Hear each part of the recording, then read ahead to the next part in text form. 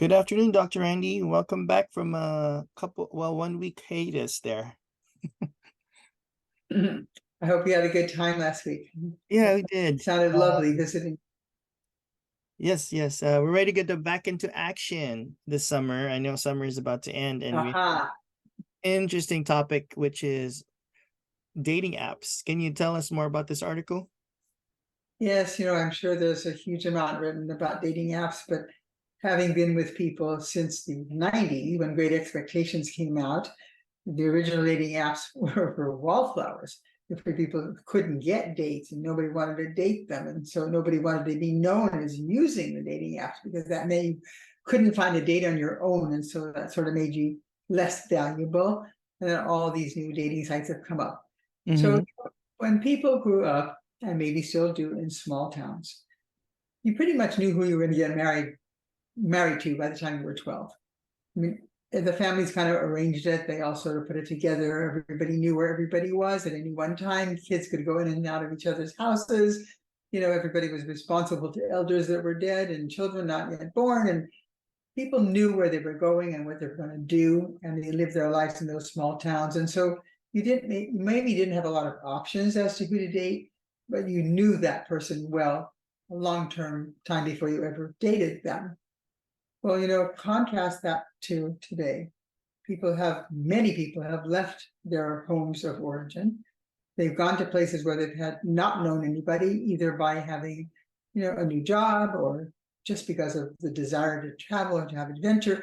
But they go places and they have to create a whole new social group of people, and it's what we might call an extended family. And that group of people is, they're committed to each other, but there are only so many options within that group, just like the small town they left. Within that group, only so many options of people to date. However, they can cluster. They can go to a bar with 3 or 4 people they love and who know them. They have that backup to be able to meet people, but they still have to create their own social group and networks. And it heals the isolation of being away from family and home, but it doesn't, as I said, provide enough opportunities for meeting people. So people have turned to these apps because of the wide availability of people they could not meet any other way, of course. And we have, about, oh my God, 8,000 in the United States alone. But there's about 9 or 10 that sort of get 95%. I mean, in the splintering, you can date almost anybody. You can date somebody who used to be a doctor and is now a lawyer, but is discouraged. And, I mean, you can splinter it out, and maybe there'll only be 10 people in that dating app, but you can get very, very specific. However, most people go with the ones that have the most people available, because that's the reason for using a dating app to begin with, is to use the most people available. And the dating apps develop a kind of a personality. I mean, Tinder is kind of for hookups, not always, but it's kind of what it's known for. People want to have a good time, have an adventure, but aren't necessarily looking for long-term relationships. And so Tinder is much more used by younger people for the most part, because it depends so much on the way you present physically. And, so it isn't, if younger people are not as subject to ageism or things like that. So Tinder is more fun for younger people. Maybe Match has the largest population, so maybe Match would be used kind of more for people who are looking for long-term relationships, maybe. Bumble has this marvelous feature where the men cannot go directly to the women have to choose them. So it makes them a little safer in terms of predators. It also has a feature where women can meet other women as friends in their neighborhood. So if they don't have a female group, they can maybe create one through Bumble.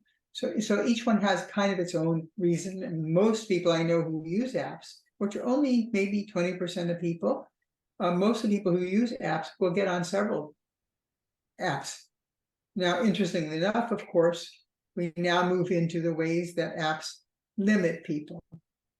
For instance, people 35 to 45 who have the most societally attractive profiles. They're good looking, or they're very interesting, or they've done different things. Those people can get up to 100 apps, 100 responses a day. You would have to hire a broker to go through all those responses, and people who are actually actively looking can actually be doing this 5 to 8 hours a week, trying to cut through people. Who do I respond to? Who do I not respond to? People, as they get older, you have ageism, you have physical not presenting as well. Women tend to lie more about age and about weight. Men and some women tend to lie about things like height or success or financial success. But as I said, most people still, about 8% of people rely on people they meet through other people. But there are people who are using the apps, and we need to learn how to use them more efficiently, because you just can't deal with that preponderance. Now, again, young people go out more, they hang out in bars and fun places, they have more adventures than much older people, so they have more opportunities to meet people, and people are more likely to use the apps as they get older. But again, as they get older, they become less valuable on the apps. And we still have society's ways. Men are more supported in dating much younger women. Women are not as supported in dating younger men. But women are dating younger men, and they will do that sometimes by not saying their correct age until they meet somebody. And then, because they're valuable and exciting and fun and still beautiful, they will then admit to that. And people sort of expect that in that way. But given this plethora of choices, I wrote this article, and I want to talk about how we can somehow focus down, sort of help people use apps in a more efficient way. Okay. And there are kind of 6 little hints that I would like to give to people. By the way, I have tremendous respect and support for people who get on apps, because it's just not easy. So some of the things I'm saying they may already know, but I'd like to put them all in one place so people can kind of maybe help somebody somehow. So the first one is after let me start with the fact that profiles are the way you meet people on apps, and profiles, I'll talk about this a little more later, are really hard to read accurately. But let's talk with the first one. Try to focus down. Focusing down is not very easy, but try to focus down. You will never have everything you want from one other person. Not ever. Nor will that person ever have anything he or she ever wants from you. So you have to really start saying, what is truly, truly important to me? What can I not live without?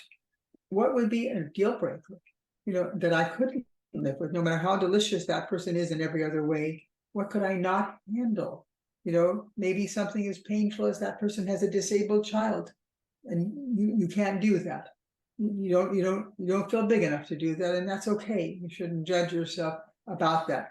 Sometimes people come from backgrounds, religious or cultural, where that person does things that their culture or background cannot accept. They have to marry within the culture or something like that. But what you want to do when you focus down is you want to say to yourself, essentially, what conflicts do I have living by my integrity, but I can't give up because I couldn't live with myself, and what I'm willing to give up or willing to compromise in order to open my heart, open my mind, look at things a little differently. So this focusing down is not what everything I want, what I can't have, what another person does, but what are the truly crucial things that I cannot live without, that I really have to have in a relationship. Get those down to 5 or 6. Not, I want to have all this and this and this and this, and you have to fit into 15 boxes where everyone look at you, and then they fit into all the 15 boxes, and you meet them, and there's no chemistry. So you really take a deep, good look at yourself and say, what really matters?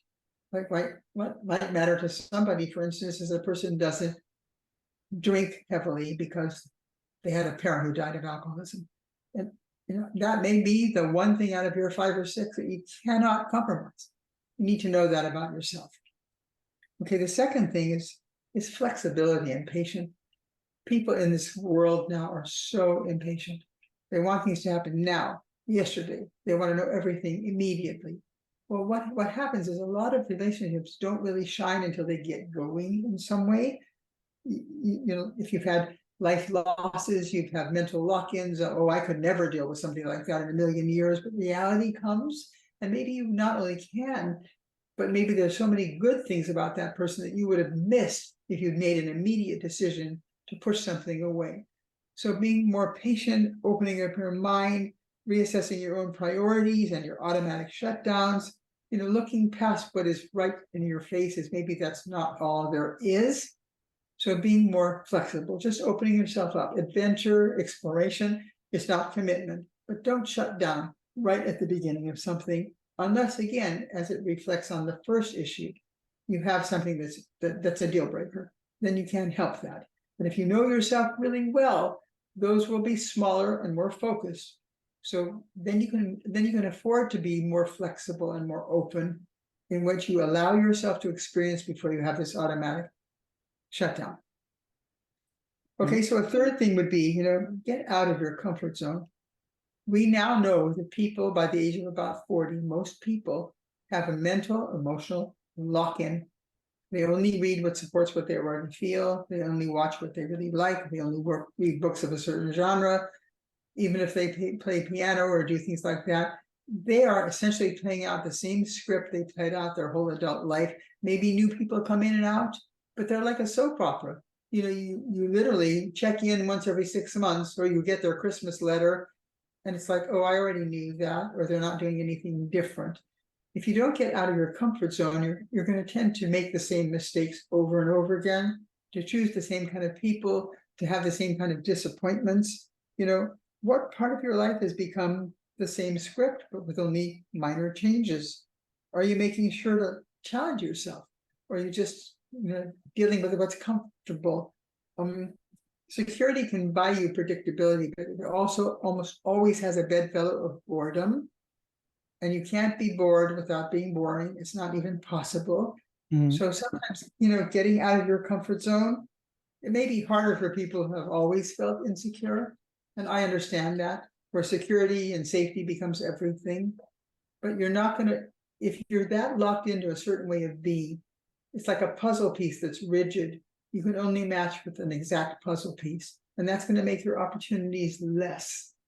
So looking inside, looking at yourself, looking at your rigidity, looking at your resiliency, opening yourself back up to adventure. Adventure. Adventure means I don't know where it's going to go. I can't start with outcome and work backwards. I have to let things evolve in natural ways. It's not just about me. I've got someone on the other end of me who has his or her own fears, his or her own lockdowns, his or her own ways of seeing things differently than I do. So you've got to focus down and say, I've got to really be open to the adventure and the experience, not start from a conclusion or an outcome and then work backwards. That's only going to take me to that outcome, because that outcome hasn't worked so far. So the next one would be, learn to recognize authenticity in another person. This is so important. Some people write much better than they talk. Some people talk much better than they write. Can you find the narrator behind the profile? Who is that person writing? Even if they even wrote their own profile. Now there are professional profile writing people. So the person you meet isn't anything like the person you have read about. Look for discrepancies that are obviously phony or the same spiel. I've actually talked to women who dated a man who's dated their best friend with the exact same line, the exact same spiel. It's like, oh my God, I'd like things to be just a little unique, right? Yeah. But people tend to, again, do what they've always done. People that meet should have obvious footprints. You should be able to find them on Google, and they should want you to. If you know people who know them, you should have ways of knowing who they are. They should be open about where they've been and family and past relationships. And when you're going to get scammed, you can see from the beginning, this is inauthentic. This is just playbook. This is done toward everybody. That person is really looking for what they want, but it's probably going to be a suck in, spit out situation. So you have to train yourself to be able to absolutely recognize inauthenticity from authenticity. And authentic people are real, and they're often flawed. They're not like Facebook, which is all you read is positive. Right. People tell, I did this, and that, but they don't tell you who they really are. So you look for people that are kind of vulnerable and a little bit flawed and maybe aren't so perfect, so that you are getting something that's just a little fresher, than something that's just standard playbook. So the fifth thing, these are alarms and turnoffs. Now it's going to sound a little bit like I'm compromising what I said before, that you should be open, but your body will tell you more than your heart or more than your mind, something's wrong. I'm getting an alarm. Now, some people don't listen to that alarm, and then they end up getting wounded or hurt or whatever. But if an alarm goes off, you need to pay attention to it. Even if you're wounded, and even if you're really sensitive in some areas, open up to whether or not this would have upset you, even if you weren't wounded. What's wrong here? And one of the best ways to do that is if your friend or somebody you really love told you about a prospective person, and they looked kind of giddy and stupid around it, and you said, wait, watch out. Do you remember what happened to you last time? Sometimes a trusted friend will do the alarm for you better than you can even do it for yourself. It's always good to bring in friends. What do you think? What do you think? What do you think? Be aware of glib generalizations, too many I statements. I did this, I did this, I did this, I did this. If they have no footprints, as I said, anywhere, if they're hardened cynicism, look for things where a person's locked in and let those be alarms, because a locked in person is going to want you to be exactly who he or she wants. They're not interested in you. So the last one, I think probably one of the most important, is to really have realistic expectations. Delicious profiles are the most likely to be untrue. They're too good to be true. Would the person you are interested in be interested in you? Ask yourself that question. Get real without being judgmental or putting yourself down or the world down or apps down, but really be realistic about what you can expect. I mean, if you were the only woman in a coal mining town, you probably have a lot of people who would want to date you. But you put yourself out on these 8,000 apps or these 10 amazing apps, you're up against an unbelievable competition. Right. Unbelievable competition, very much defined by society's values. You need to be realistic. If I'm this person like this and society doesn't value this, what do I have that society does value? What do I love about myself? What can I put out there that would be able to compensate for some of the things that would not make me popular on an app? Be realistic. Don't you set yourself up for rejection. Don't listen to the unrealistic mindsets in the media. Oh, if you just try hard enough, somebody will come your way. Or if you have crystals, or if you do something, if you just don't give up of your dreams, they'll all be met. You can spend your life in dreams and fantasies, but they won't be met. Many years ago, I've mentioned that book, Marry Mr. Good Enough or Mrs. Good Enough or whatever it is. Sometimes you have to break that rigidity. You have to settle for less, but value what you've settled for. Don't think yourself as settling for less. You have to value what you've settled for. Acknowledge your assets and liabilities within the limitations of what society values, but love what you have to offer. Change what you think will not be valuable if you can, and then love what you put out there. People who are in love with life and in love with themselves, they are always attractive. And one of the reasons is they smile a lot. They smile. Children know, man, if you don't smile, a kid stays away from you. People who are finding contentment in life, not necessarily happiness, they smile a lot. They laugh easily. There's not almost anybody in the world that can resist an infectious laugh. Somebody's really laughing. You get realistic, but you don't get heavy or serious. It's like, whoa, these are the odds. Let's go for it. So you don't give up on your dreams, but you know when they're realistic and when they're not. So if people just do these 6 things, they can actually use the apps in a much more efficient way. Much more efficient. And by the way, about 1 out of 6 people on apps finds their relationship they want. And about 1 out of 6 people away from apps find their relationship. So apps are used mostly by people who are just, God bless it, busy, or they don't get out a lot, or they have other obligations. They're going to use their app as a broker. You can sell your own house and probably do a good job, but the broker has access to many more people on a multiple listing. So you're using the app as your broker. And you have to know how that broker can sell you to the right person. Right. Yeah, it's a good topic, because that's how I met my wife. Uh, Did you really? Well, guess what? A lot of people have. Did you? And 1990, what did you put on? What did you put on your app that you say you really wanted? I don't know, that was like 20 years ago. I don't, Well, again, you kind of knew that what you were looking for a little bit. yeah, You knew what was important to you. You knew what your deal breakers were, yeah. right? You knew some of the things I'm talking about here. Well, I remember I just queried 15-mile radius because I didn't want to go far. That's Uh, important. Filipino Chinese because I'm Filipino Chinese, and then my last query was nurse. So it Well, just showed up. that whatever that would mean to you, Yeah, that's something important. That's a person, hopefully, is a caretaker, hopefully, is a person with empathy and compassion. You wrapped it around the vocation of nurse, but you were yeah. talking about who is a nurse and what do I want in that vocation. Right, right, And right. I have probably looked at hundreds and hundreds and hundreds of profiles over all the years I've been doing this. And Wow. I can pinpoint and focus very rapidly. When I know my patient, I can sit with a patient and say, okay, let's focus down. Right. Does this meet these 6 criteria?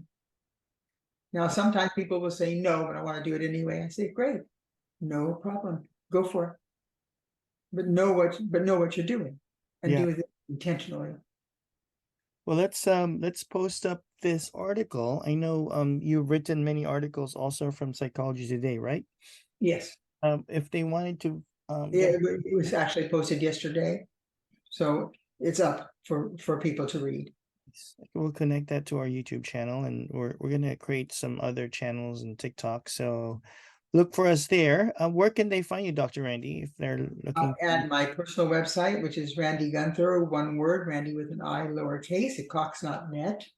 They can also get on, we have put all 168 articles I've written for Psychology Today over the last 10 years on one site, and that's relationshipsactually.org.